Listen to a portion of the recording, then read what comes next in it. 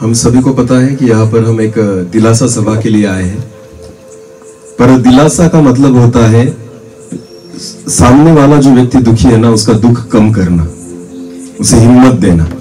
बराबर है ना? मेरी ओर देखना। अभी अगर कोई व्यक्ति दवाखाने में जाए, हॉस्पिटल में जाए, डॉक्टर के पास, समझो वो बीमार है, और डॉक्टर के पास जाने के बाद डॉक्टर ने उसे चेक किया और सारा चेकअप करने के बाद डॉक्टर उसके सामने खड़ा हो गया और अपने मुंह को उतार लिया डॉक्टर ने, तो जो पेशेंट है वो खुश होगा या डर जाएगा? बोलो, खुश होगा या डर जाएगा? क्यों? क्योंकि उसको पता है डॉक्टर को ऐसी बीमारी पता चल गई है जो मेरे लिए घातक है। पर समझो वही डॉक्टर उसको एग्जामिन करने के बाद अगर हंसते चेहरे से उसके सामने आए पेशेंट के, तो क्या लगता है, पेशेंट डरेगा या खुश होगा? खुश होगा। तो अगर मैं आपको दिलासा देने के लिए आया हूं ना, तो मैं खुद मुंह उतार कर नहीं बैठ सकता। जब आप मेरे चेहरे को देखें ना, तो आपको मुझे देखकर दिलासा आना चाहिए, क्योंकि मैं जिस प्रभु यीशु मसीह पर भरोसा रखता हूं, वो हमें रोने के बारे में नहीं पर खुश होने के बारे में ही सिखाता है। वो हमें मरने के बारे में नहीं वरन जीवन के बारे में ही सिखाता है। हालेलुया। खुद प्रभु यीशु मसीह भी अगर किसी की अंत यात्रा में गया ना, तो वो रोकर नहीं आया, उसको उठाकर आया। बस वही हमारा परमेश्वर है। आमेन। तो आज विश्वास करें कि इस दिलासा सभा में परमेश्वर हमसे बात करेगा और उसके वचन के द्वारा हमें दिलासा देगा। आमेन। तो अगर हम विश्वास करते हैं कि अगर यीशु मसीह में कोई सोया है तो वो मरा नहीं है, हम फिर एक बार मिलेंगे, ऐसा अगर विश्वास करते हैं, तो मुझे ऐसा लगता है दुख करने की कोई जरूरत नहीं है, क्योंकि खुदा ने उसके कलाम में कहकर रखा है कि हम फिर एक बार मिलेंगे। आमेन। हाँ, तो फिर दिलासा इसी से मिल जाएगा। आमेन। हाँ, तो अभी हम परमेश्वर के वचन की ओर जाए। मैं ज्यादा वक्त नहीं लूंगा, मैं बहुत कम समय में परमेश्वर के वचन का प्रचार करूंगा, पर विश्वास करें कि आज परमेश्वर उसके वचन में रहकर हमसे बात करे। आमेन। एक छोटी सी प्रार्थना करें और सीधा वचन की ओर जाए। सर्वशक्तिमान जीवित पिता, प्रभु जी, हम आपको धन्यवाद देते, आपकी स्तुति और आपकी महिमा करते हैं प्रभु, कि आपने एक सुंदर समय आपने हमें दिया। इस समय प्रभु आपके वचन में रहकर आप हमसे बात करें। हाँ प्रभु जी, जितने लोग सुन रहे हैं, पवित्र आत्मा हर एक व्यक्ति को नियंत्रित करे, मुझे नियंत्रित करे। आने वाला वचन हम सभी के जीवन के लिए आशीष का कारण बने। प्रभु आपकी महिमा हो। सारा आदर आप ही को देते हुए प्रार्थना जिंदा खुदा प्रभु यीशु मसीह आपके सामर्थ्य और जीवित नाम से मांगते हैं। आमीन। आओ एक वचन को हम निकालें। यूहन्ना रचित सुसमाचार उसका 11वां अध्याय और वचन 25। यूहन्ना रचित सुसमाचार उसका 11 अध्याय और वचन 25 को हम पढ़ेंगे। ध्यान देकर सुनना। यीशु ने उससे कहा, हाँ, इस वचन में ऐसा लिखा है कि यीशु ने उससे कहा, पुनरुत्थान और जीवन पुनरुत्थान और जीवन मैं ही हूँ। मैं ही हूँ। आगे आगे। मुझ पर विश्वास करता है, जो कोई मुझ पर विश्वास करता है, वो यदि मर भी जाए तो भी जिएगा। ब्रदर, माइक अगर चेंज कर सकते हो तो कर दो ना, सब लोग अच्छी रीति से सुन पाए इस वचन को। हम फिर एक बार पढ़ेंगे, उसके बाद आगे जाएंगे, क्योंकि ये वचन समझना बहुत जरूरी है। हाँ, ध्यान देकर सुनना।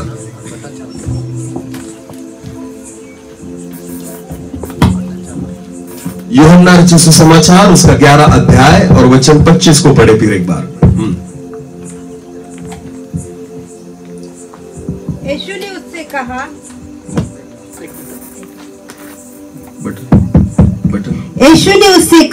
यीशु ने उससे कहा, पुनरुत्थान और जीवन मैं ही हूँ। जो कोई मुझ पर विश्वास करता है। हाँ, ये वचन बहुत अच्छा है। यीशु कहता है कि जो कोई मुझ पर विश्वास करता है, वो यदि मर भी जाए तो भी जिएगा। आमीन।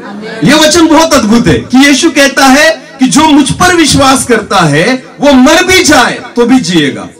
यहां पर जिंदा लोग नहीं जी पा रहे, और यीशु कहता है मुझ पर विश्वास करेगा तो मर भी जाएगा तो भी जिएगा।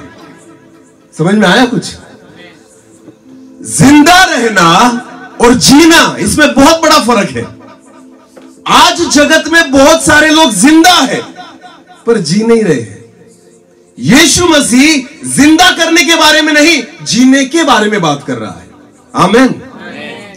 जो व्यक्ति जिंदा है, जरूरी नहीं कि वो जिएगा। बहुत सारे लोग शरीर में जिंदा है, जी नहीं पाते। शरीर में जिंदा है, खुश नहीं रह पाते। शरीर में जिंदा है, आनंद नहीं कर पाते। शरीर में जिंदा है, जगत का लाभ नहीं ले पाते। तो इसका मतलब जीना नहीं हुआ। शरीर अगर जिंदा है, पर अगर मैं अच्छी रीति से जी नहीं पाता ना, तो उस जीने का कोई मकसद नहीं है। यीशु जिंदा करने के बारे में नहीं, वो जीने के बारे में सिखाता है। आमीन। प्रभु क्या कहता है? जो मुझ पर विश्वास करेगा, मर भी जाएगा तो भी जिएगा। आमीन। तो सोचो, जिंदा व्यक्ति कितने अच्छे जिएंगे। अगर मुर्दा जिएगा तो जिंदा कैसे जिएगा? हालेलुया। आजकल आपको मैं आप बताना चाहता हूं, यहां पर बहुत सारे लोग बैठे हैं, जिंदा है। कितने लोग जिंदा है? हाथ ऊपर करें। सब जिंदा है ना? अब दूसरा सवाल, कितने लोग जी रहे हैं? कितने लोग जी रहे हैं? खुशी में जी रहे हैं, आनंद में जी रहे हैं, शांति में जी रहे हैं, चंगाई में जी रहे हैं, आशीषों में जी रहे हैं। जिंदा तो सभी है ना, पर जी कितने रहे मुझे बताए? अगर आप अच्छी रीति से खा नहीं सकते तो आप जी नहीं रहे। अगर आप अच्छी रीति से सो नहीं सकते तो आप जी नहीं रहे। अगर आप शरीर में शांति को अनुभव नहीं कर सकते तो आप जी नहीं रहे। अगर आपका मन बेचैन और उदास पड़ा हुआ है, आप जी नहीं रहे। अगर आप किसी बंधन में पड़े हुए हैं तो आप जी नहीं रहे। अगर आप किसी गलत आदत में फंसे हुए हैं तो आप जी नहीं रहे। अरे जिंदा तो बहुत सारे लोग हैं, पर जीते कितना है? यीशु मसीह जीना सिखाता है। हालेलुया। यीशु कहता है, जो मुझ पर विश्वास करेगा, मर भी जाएगा तो भी जिएगा। आमीन। यीशु मसीह जिलाता है, जीना सिखाता है। आमीन। कुछ नहीं होता। यीशु पर भरोसा रखना, इसका मतलब आशीषों को पाना, चंगाई को पाना नहीं। यीशु पर भरोसा रखना, इसका मतलब होता है जीवन को पाना। जो जी नहीं सकता था ना, उसको जीना सिखाता है यीशु मसीह। मैं एक ऐसा व्यक्ति था जो दारू के नशे में था। मैं एक ऐसा व्यक्ति था जो तंबाकू खाता था। मैं एक ऐसा व्यक्ति था जिसे सिगरेट की लत थी। आपको पता है, जिंदा था पर जी नहीं पाता था। रात को सो नहीं पाता था। दिन में शरीर में जलन होती थी। क्यों? एक ऐसा व्यक्ति आज आपके सामने खड़ा है जो केवल आज जिंदा नहीं पर जी रहा है। कुछ सालों पहले मैं केवल जिंदा था, जीता नहीं था, पर जिस दिन यीशु मसीह मिल गया, उस दिन से जीने लग गया। हालेलुया। बोलो यीशु मसीह की। आज का वचन उन लोगों के लिए है जो जिंदा है। बोलो कौन? बोलो क्या? तो जितने लोग जिंदा है ना, आज सुने, केवल जिंदा रहने से फर्क नहीं पड़ता, जीना होगा। बोलो क्या करना होगा? अच्छी रीति से जीना होगा, शांति से जीना होगा, आनंद से जीना होगा, प्यार से जीना होगा, खुशियों में जीना होगा, आशीषों में जीना होगा। आमीन। उसे जीना कहते हैं। बोले यीशु मसीह की। बहुत अच्छा घर बनवा लिया, घर में बहुत पैसा भी लगा लिया, पर रात को चैन से सो नहीं पाते, नींद की गोली लेनी पड़ती है। जिंदा तो है, जी नहीं पाते। हाँ या नहीं? अरे बोलो हाँ या नहीं? हाँ। अच्छी गाड़ी तो खरीद ली, ड्राइवर भी रख लिया, बैठने के लिए डरते हैं, कुछ हो तो नहीं जाएगा। जिंदा तो है, जी नहीं पाते। बोलो जी। हाँ। इधर जाऊं या न जाऊं, वहां जाऊं या न जाऊं, ये खाऊं या न खाऊं, जिंदा तो है पर जी नहीं पाते। बोलो जी। डॉक्टर ने सारी चीजें बंद कर रखी है, ना तो मीठा खा पाते हैं, ना तो तला हुआ खा पाते हैं, ना तो मच्छी खा पाते हैं, ना तो मटन खा पाते हैं। जिंदा है, जी नहीं पाते। यीशु मसीह मिल गया ना, मैं विश्वास के साथ कहता हूं, जियोगे। जियोगे, यहां भी और वहां भी। आमीन। यीशु कहता है, जो मुझ पर विश्वास करेगा, मर गया फिर भी जिएगा। आमीन। यीशु जीना सिखाता है। बोलो क्या सिखाता है? आज जितने लोग यहाँ पर जिंदा है ना, जिनको लगता है, मुर्दों को नहीं बोल रहा हूं मैं, जिनको लगता है मैं जिंदा हूं, ये वचन आपके लिए। ऐसे जियो कि सामने वाला आपको देखकर खुश हो जाए। आमीन। समझ में आया कुछ? इसे जीना कहते हैं। जिंदा व्यक्ति तो बहुत सारे हैं, पर क्या आपको देखकर दूसरा खुश होता है? क्या आपके द्वारा आपका परिवार आशीषित होता है? जब आप आपके घर में जाते हो ना, तो क्या आपके परिवार के लोगों को लगता है हाँ ये व्यक्ति आ गया जो हमारे घर के लिए आशीष का कारण? अगर नहीं तो हम जिंदा है, जीवित हम जी नहीं पाते। अगर यीशु मसीह मिल गया ना तो आप जीने लग जाओगे जैसे मैं जीने लग गया। आमीन, हालेलुया। पहले मैं घर से बाहर निकलता था ना, तो मेरी माँ रात को 2-2 बजे तक नहीं सोती थी। उसको लगता था कि मेरा बेटा जिंदा आएगा या नहीं आएगा, क्योंकि खा पी के घूमता था ना मैं, ना आज यह तो कल वह। तो जब मैं पीकर घूमता था ना, तो मेरी मम्मी को रात को नींद नहीं आती थी। 2-2 बजे 2-2 बजे घर जाता था मैं, तब तक वो जगी रहती थी, वो नहीं सोती थी। आज भी वही लड़का है, आज भी मैं रात को 2 बजे घर पहुंचता हूं, वो सोती है, क्योंकि उसको पता है मेरा बेटा जिंदा नहीं जी रहा है। Hallelujah, hallelujah. ये है जीना। आमीन। कि आपका पूरा परिवार आशीषित हो जाता है जब आप जीते हो। आमीन। केवल जिंदा न रहे, जीना सीखे। आज एक वचन को हम देखेंगे। सब तैयार है? मैं ज्यादा वक्त नहीं लूंगा, ऐसा ही बोलना पड़ता है, पर हम आगे जाएंगे। चलो एक वचन को निकाले। यूहन्ना रचित सुसमाचार उसका 5 अध्याय। यूहन्ना रचित सुसमाचार उसका 5 अध्याय और वचन 1 से लेकर आगे पढ़े। इन बातों के पश्चात, बाइबल में इस रीति से लिखा है, इन बातों के पश्चात यहूदियों का एक पर्व हुआ। हाँ? और यीशु यरूशलेम को गया। यीशु मसीह यरूशलेम को गया। यरूशलेम में भेड़ फाटक के पास एक कुंड है। अब बाइबल में लिखा है कि यरूशलेम उस शहर में एक कुंड था, पानी का कुंड था। हाँ। जो इब्रानी भाषा में बेत हस्दा कहलाता है, जिसे बेत सदा कहा जाता है इब्रानियों में, उस कुंड का नाम था जहाँ पर पानी भरा हुआ था। आगे पढ़ो। उसके 5 ओसारे हैं। हाँ। उनमें बहुत से बीमार, अंधे, लंगड़े और सूखे अंग वाले पानी की हिलने की आशा में पड़े रहते थे। उस कुंड की विशेषता यह थी कि उस कुंड के अगल बगल में बीमार लोगों को लाकर रखा जाता था, और वो जो बीमार लोग होते थे ना, वो उस कुंड के पानी हिलने की राह देखते थे, क्योंकि ऐसा कहा गया है कि उस कुंड में स्वर्गदूत उतरता है और पानी को हिलाता है। अगर स्वर्गदूत ने पानी को हिलाया तो जो बीमार व्यक्ति पहले जाएगा वो चंगा हो जाएगा। हालेलुया। सब नहीं चंगे होंगे, केवल जो पहले जाएगा वो चंगा होगा। समझ में आया? ऐसा कुंड यरूशलेम में था और यीशु मसीह वहां पर गया। और आगे पढ़े। वहाँ एक मनुष्य था। वहां एक मनुष्य था जो 38 वर्ष से बीमारी में पड़ा था। बाइबल कहती है एक मनुष्य था जो उस कुंड के पास पड़ा था। कितने सालों से? 38 सालों से। बोलो कितने सालों से? 38 सालों से एक ही जगह पर पड़ा था। आपको पता है ये 38 साल से जिंदा है, जी नहीं पा रहा। ये केवल जिंदा है। कितने साल हो गए? 38। जिंदा है, जी नहीं पाता। जिंदा है, चल नहीं पाता। जिंदा है, खुद के हाथों से खा नहीं पाता। जिंदा है, खुद कुछ नहीं कर पाता। वैसे ही पड़ा हुआ है एक ही परिस्थिति में। मैं आपको बताना चाहता हूं, बहुत सारे लोग ऐसे ही होते हैं, जिंदा है पर एक ही परिस्थिति में है। हर दिन उनका एक सवाल होता है, कुछ नहीं कर पाते, ना दूसरों के लिए ना खुद के लिए। मैं आपको बताना चाहता हूं, ध्यान देकर सुनना।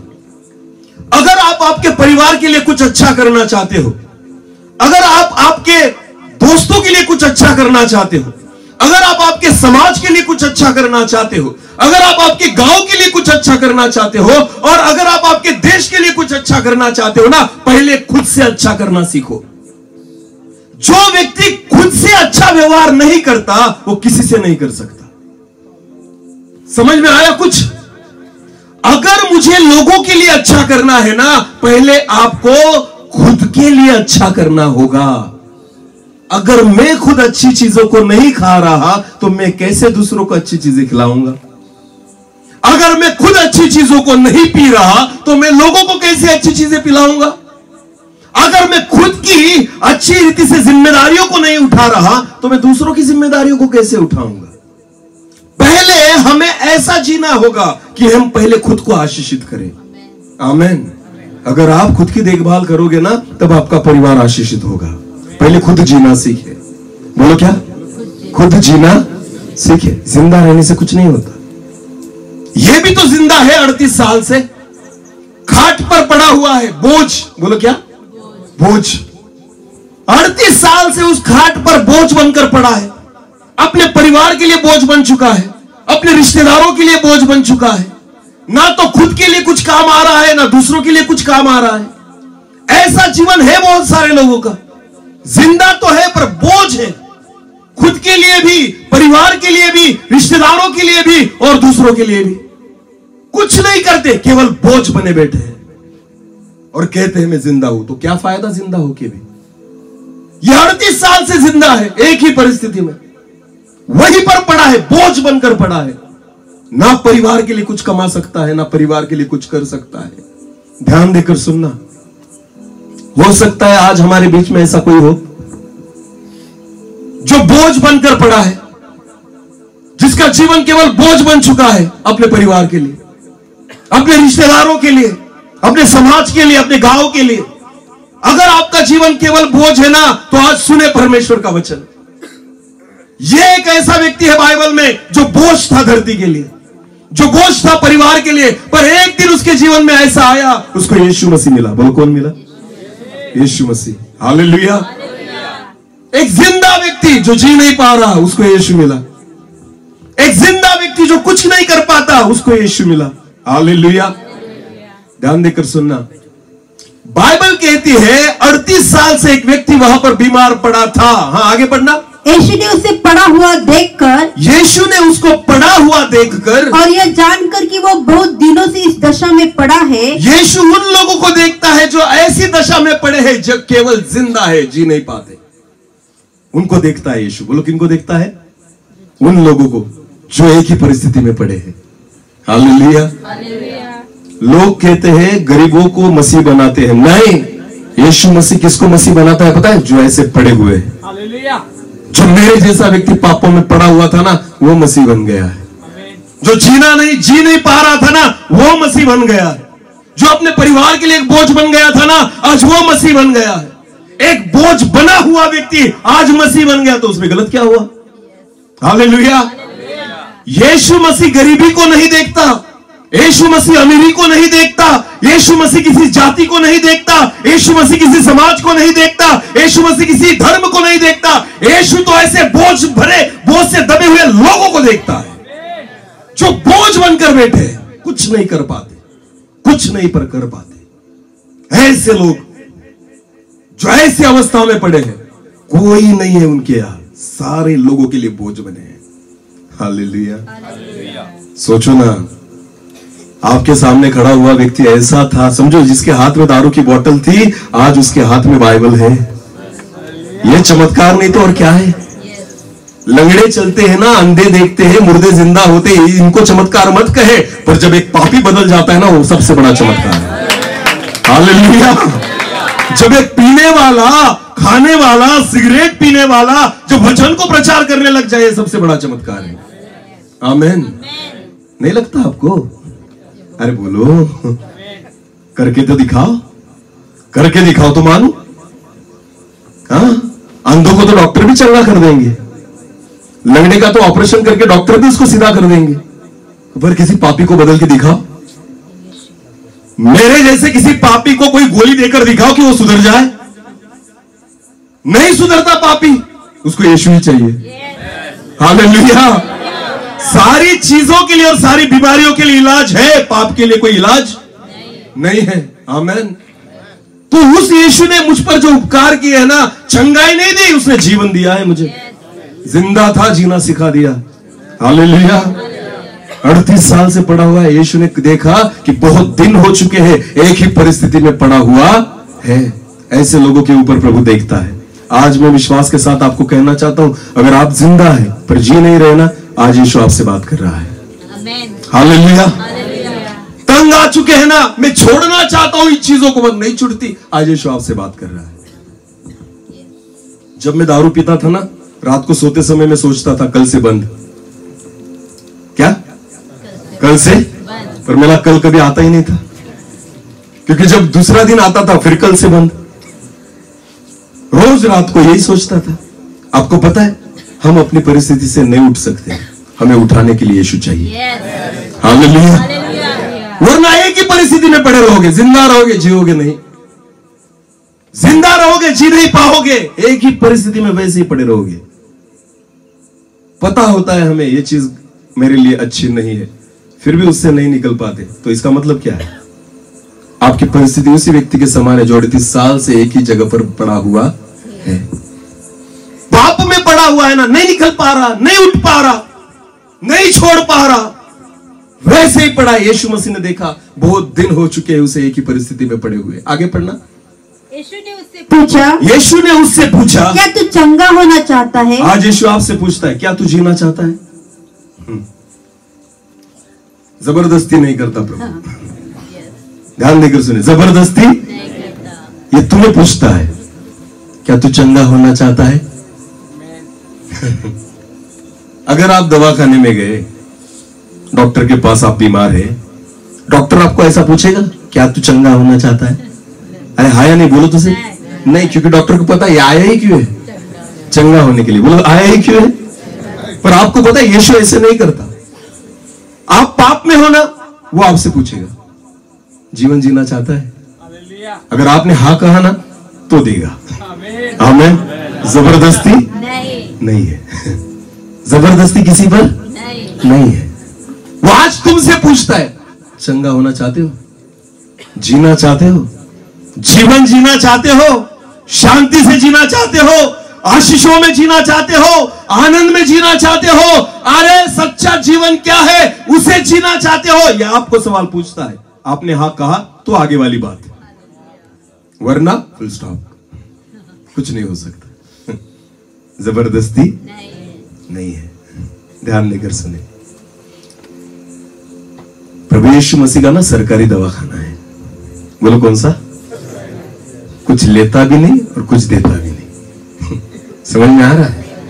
हाँ, सरकारी दवाखाने वाले ना कभी किसी को जबरदस्ती नहीं करते और चिंता भी नहीं करते कि मेरे पास पेशेंट आए या ना आए। उनको पता है आया नहीं आया पगार चालू रहेगा। हालेलुया। हाँ, ये जो प्राइवेट वाले होते ना, उनको ऐसा लगता है कि लोग बीमार पड़े क्योंकि उनको पता है पेशेंट आएंगे तो अपना काम चलेगा। समझ में आ रहा है? अपने प्रभु का वैसा नहीं है। वो तुमसे पूछेगा, चंगा होना चाहते हो, फुकट में मिल रहा है। जीवन जीना चाहते हो, फुकट में दे रहा हूं। हमें जरूरत होनी चाहिए। आमेन। बोलो यीशु मसीह की जय। मुझे जरूरत थी भाई, मैं सच बोलता हूं। मैं तंग आ चुका था मेरी जिंदगी से, मैं तंग आ चुका था। आपको पता, मैं किसी से तंग नहीं आया था, मैं खुद से तंग आ चुका था। किससे? खुद से।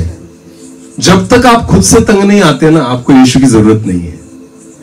समझ में आ रहा है? रोज मेरा ये शरीर मुझसे मांगता था, पी ले पी ले। तो मैं किससे तंग आ चुका था? खुद से। बोलो किससे? खुद से। कोई किसी को नहीं बिगाड़ता, हम बिगड़े हुए हैं, हम खुद बिगड़े हैं।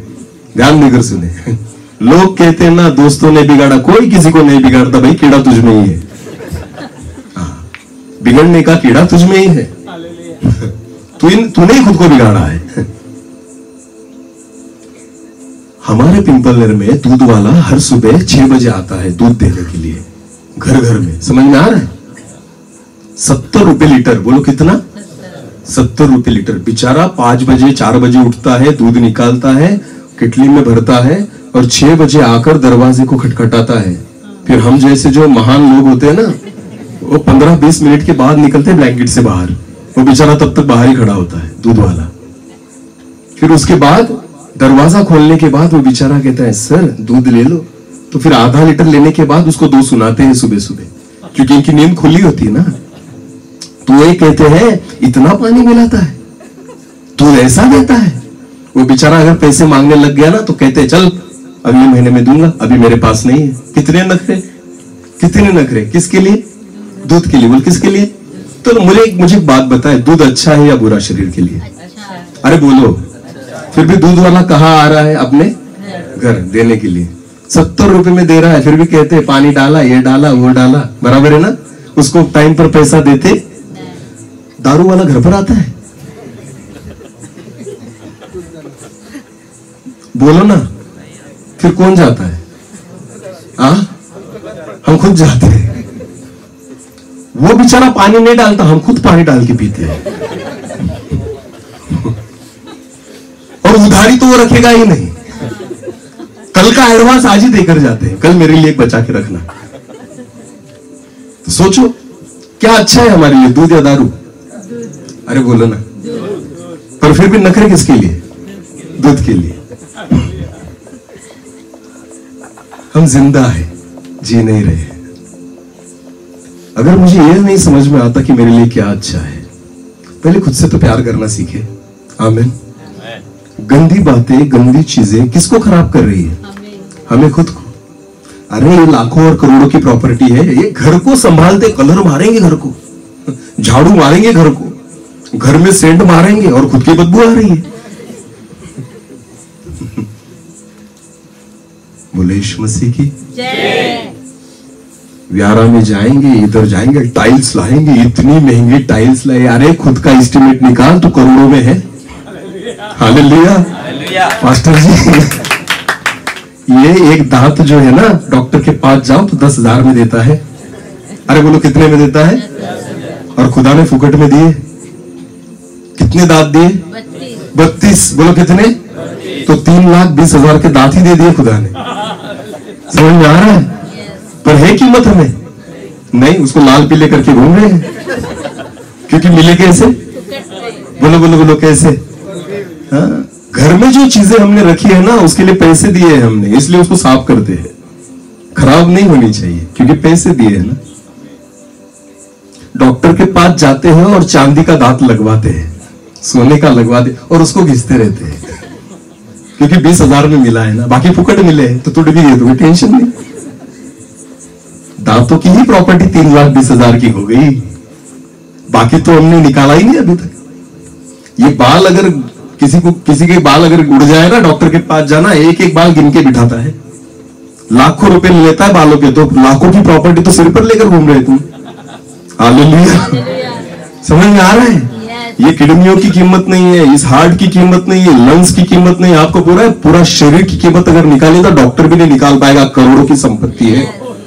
आमेन। करोड़ों की संपत्ति है। इस संपत्ति को संभाले रखे, और जब इस संपत्ति को संभालेंगे ना, जीने लगेंगे। बोलो क्या करने लगेंगे? यीशु जिंदा नहीं रखता, जीना सिखाता है। हालेलुया। हाँ, यीशु ने उसे देखा कि बहुत दिनों से बीमार पड़ा हुआ है। यीशु ने उसे कहा, चंगा होना चाहता है क्या? तू जीना चाहता है? आज वही खुदा तुमसे, मैं फिर एक बार बोलता हूं, ध्यान देकर सुनना, जबरदस्ती नहीं है, किसी को नहीं है। आपसे पूछ रहा है वो, क्या तू जीना चाहता है? हाँ कहेगा तो तुम्हारे जीवन में काम करेगा, जैसे मेरे जीवन में काम किया। मैं वैसे भी मरा हुआ था, उसने जीना सिखा दिया। हालेलुया। तो आज मैं उसी के लिए जी रहा हूं। आमेन।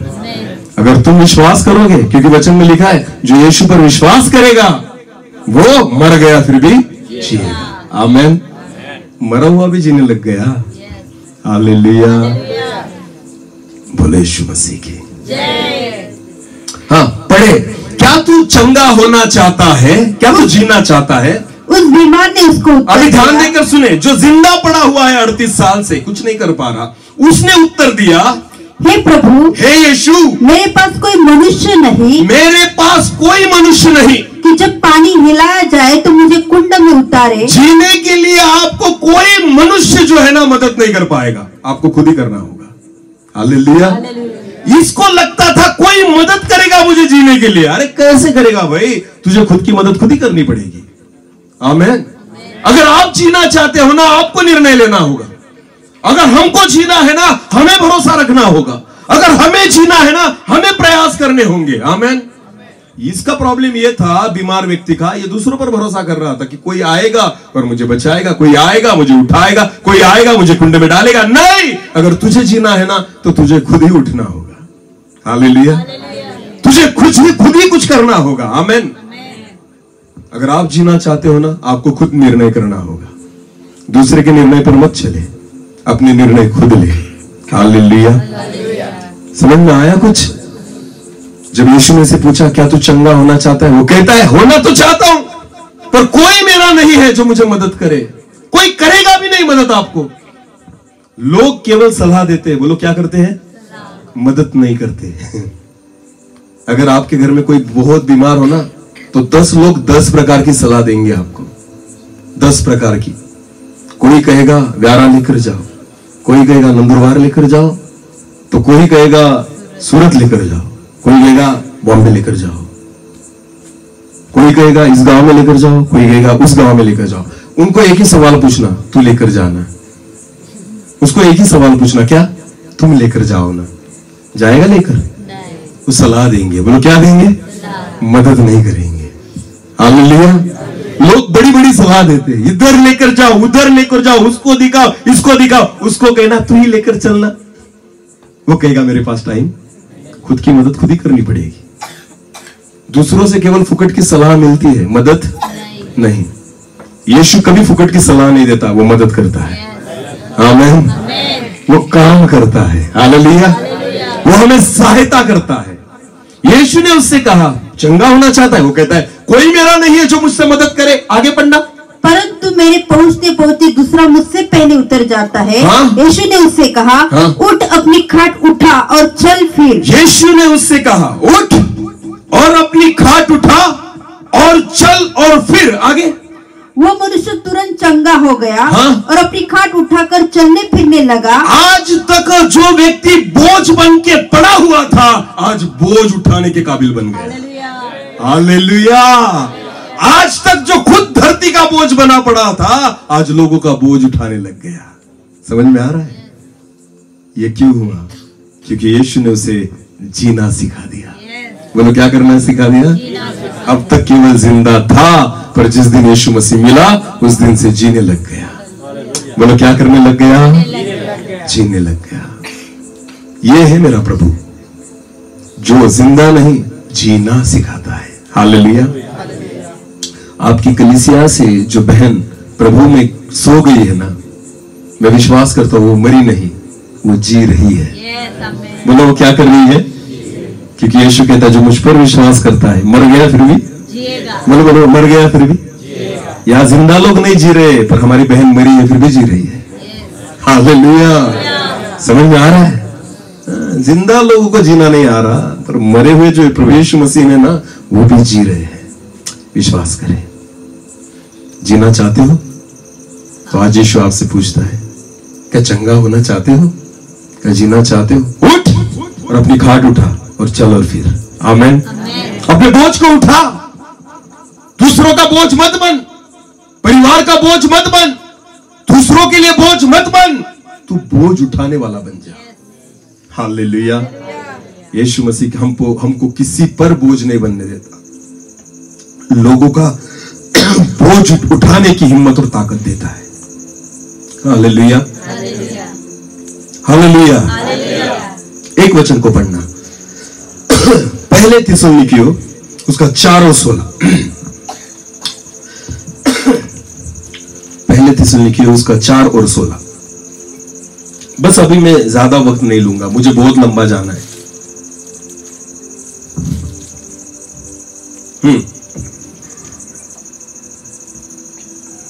क्योंकि प्रभु आप ही स्वर्ग से उतरेगा। हाँ, यीशु आप ही स्वर्ग से उतरेगा।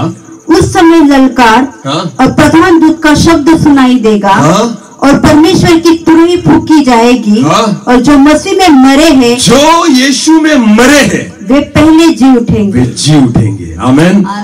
जी उठेंगे। और आगे, और जो मसीह में मरे वे पहले जी उठेंगे, तब हम जो जीवित और बचे रहेंगे उनके साथ बादलों पर उठा ले जाएंगे कि हवा में प्रभु से मिले। और इसी रीति से हम सदा प्रभु के साथ रहेंगे। आमीन। उसके साथ वो जैसे जीता है ना, हमें जीना सिखाएगा। हालेलुया। जिंदा लोगों को भी और मरे हुओं को भी। मरने नहीं देता, जीना सिखाता है। केवल जिंदा नहीं रहने देता, जीना सिखाता है। समझ में आया कुछ? तो आज से केवल जिंदा न रहे, जीने लग जाए।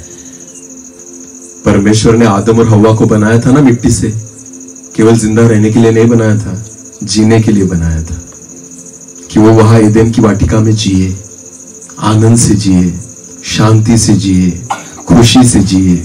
इसलिए आपको और मुझे बनाया गया है।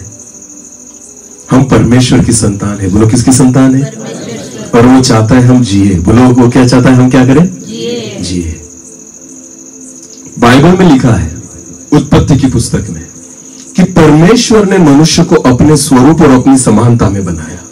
जैसा खुदा है ना, वैसे हमें बनाया। तो अगर आप परमेश्वर को देखना चाहते हो ना, अपने घर के सामने, घर में आईना होगा ना, आईना, उसके सामने जाकर खड़े रहो तो आपको खुदा की झलक दिखाई देगी।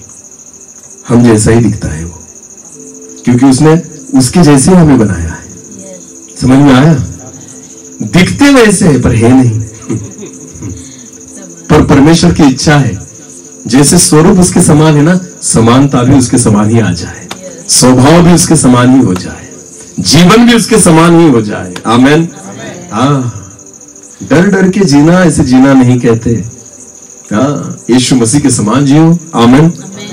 जो आंधी और तूफान में भी सोता था, यहां तो हम एसी लगा के भी नहीं सो पाते। हाँ ना, मेरा प्रभु यीशु मसीह, बाइबल में लिखा है, जब वो एक बार नाव में जा रहा था चेलों के साथ, रात का समय था और वो सोया हुआ था और इतनी आंधी और तूफान चल रही थी समुद्र में, पर यीशु क्या कर रहा था? सो रहा था। विश्वास करें, अगर यीशु पर आपने विश्वास किया ना, तो आप भी, ऐसी समस्याएं आपके जीवन में आएगी ना, फिर भी आप क्या करोगे? आराम से सोओगे। आमेन। हाँ, ये शांति प्रभु देता है। ये पैसों से खरीदी नहीं जाती, ये आपको कहीं पर नहीं मिल सकती। आंधी और तूफान चारों तरफ से आएंगे, अगर आप यीशु पर भरोसा करेंगे ना, आप चैन से सोओगे। हालेलुया। समझ में आया? पैसा तो बहुत कमा लिया, अब टेंशन है कि चोर आएगा तो नींद नहीं आती। पैसे कमाओ तो भी टेंशन, नहीं कमाओ तो भी टेंशन। ज्यादा कमा ले फिर भी नींद नहीं आती, कम कमाए तो भी नहीं आती। इससे अच्छा है जितना कमाए उतने में यीशु पर भरोसा करे तो जीना सीख जाओगे। आमीन। बस मेरा प्रभु जीना सिखाएगा। फिर एक बार उस वचन में आए जो हमने पहले पढ़ा था, यूहन्ना 11 और 25।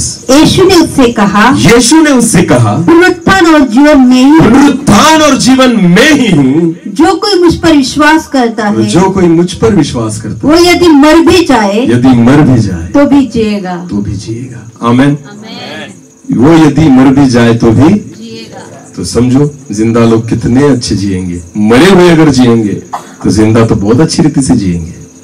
तो यीशु पर विश्वास करके देखो, अगर विश्वास करोगे उसका अनुभव पाओगे, वरना जिंदा रहने से कोई ज्यादा फर्क पड़ता नहीं।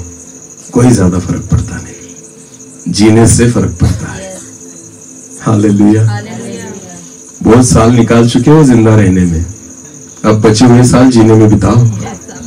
बोलो किसमें बिताओ? जीने में बिताओ। मैंने भी मेरे जीवन के 25 साल जिंदा रहा था, मैं जिंदा था केवल, पर 25 साल के बाद यीशु मिल गया, जीने लग गया तब से, और आज तक जी रहा हूं। कुछ नहीं, इतना ही है। अगर विश्वास करोगे तो अनुभव को पाओगे। आमीन।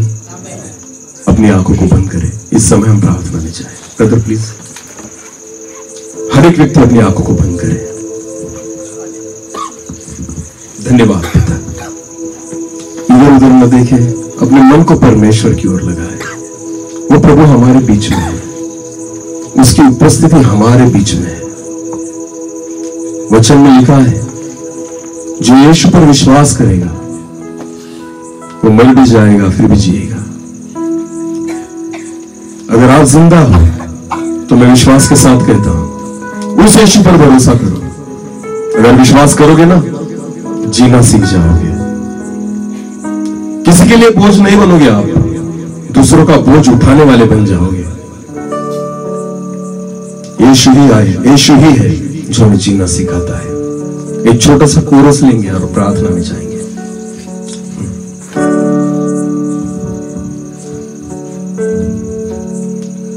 चख मैंने जाना है, यहोवा कैसा है भला, उद्धार करता की शरण में मैं आके धन्य हुआ। Thank you Jesus. जीवन भर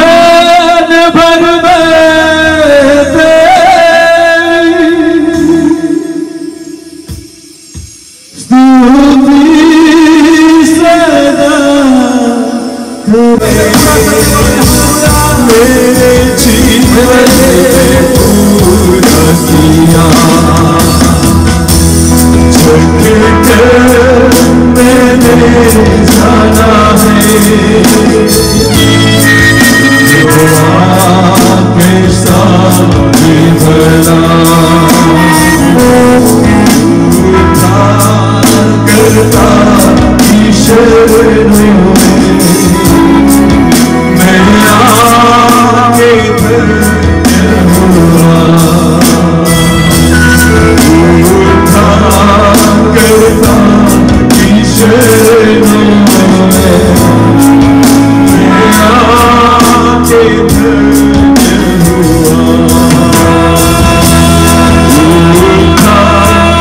करता ईश्वर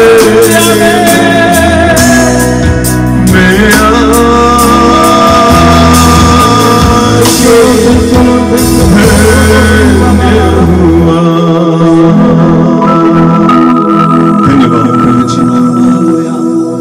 मैंने चख कर जाना है, यहोवा कितना भला है। हाँ प्रभु जी, जब तक हम आपको नहीं चखते, आपकी भलाई को हम नहीं समझ पाते प्रभु।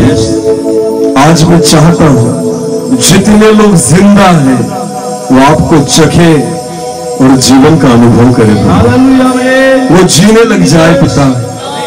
हर एक व्यक्ति को उस जीवन से आप भरे प्रभु जो हम गवा चुके हैं। जिंदा तो है पर जी नहीं रहे प्रभु। आज यीशु मसीह आप पर भरोसा रखकर, आप पर विश्वास रखकर, आपका अनुभव कर कर हम जीने वाले बने, ऐसा होने दीजिए प्रभु।